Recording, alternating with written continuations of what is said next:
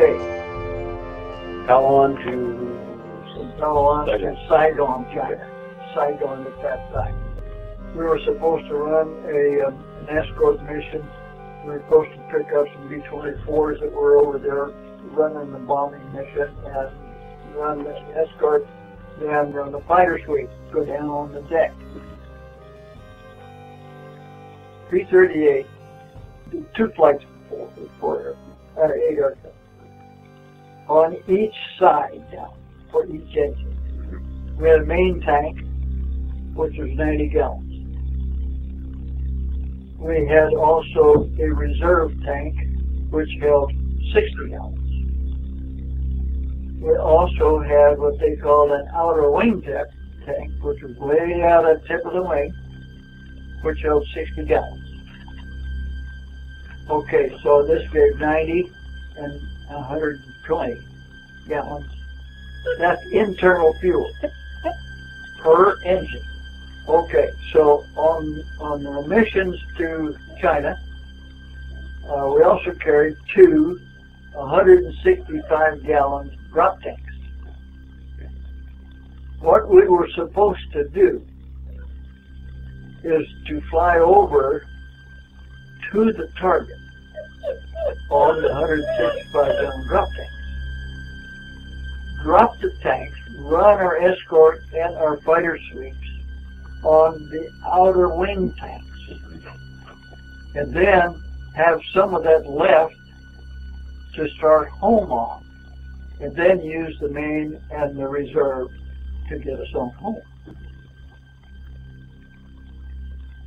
We were coming out good on our navigation and our time and route and so on and so forth, but this was my first long mission. I was greenhorn, you know, I'm new in the outfit. You don't give them the best aircraft, you give them the dogs. I flew the only J they had left, the rest of them were flying L's. So I got an old J that had been in the oldest airplane in the whole bunch. And it flew like one. It flew like an old dog. So anyway, the way I was burning fuel. I had dropped my 165-gallon drop tanks long before we ever got to the target. So I was on my outer wing tanks quite a while we were running our mission. Well, the fact that I had used all the fuel out of my drop tanks and had used up, I don't know how much, we didn't have any gauges on those outer wing tanks. So right off the bat, I'm sweating fuel. I was still on my outer wing tanks when we had formed up and started back home. We didn't have gauges for the outer wing tank. So it had to be for how soon as the RPM started to drop. And that's when you had to drain. So I had to drain every doggone drop out of those outer wing tanks that I had. And I did. I waited until that engine started dropping. Until the pressure started going down. And so I was sweating. I was really sweating. And Lindbergh, I hope you're right in what you say. Because where the flight, we're pulling 30 inches of manifold pressure and 2,000 RPM, I'm starting to cut back on RPM. But I had to keep that manifold pressure up there in order to stay with the flight.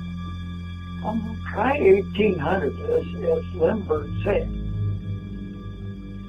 Seemed to go pretty good, half hour or so. It was worrisome thing. So as I say, I played that along, and I'd run the RPMs up for a while to let the engine, I felt like the engine was breathing better. And even once in a while, I'd run it up to 2,000 RPM and really let it kind of maybe clear the barnacles out, blow some carbon out like that. Well, I remembered on the way over that there were certain places where you could see a coral reef under the water. And I was looking for those on the way home. Because if anything, if I had to ditch and go down that ocean, I was going to try and get to one of those places. Well, I was having trouble staying with the flight. I knew I was just burning too much fuel. Let's see what happens if I pull that RPM back a little further. I got down as low as 1,600 RPM, and I could just about count those blades with no problems. They were going around. It was chug, chug, chug, chug, chug, chug, chug.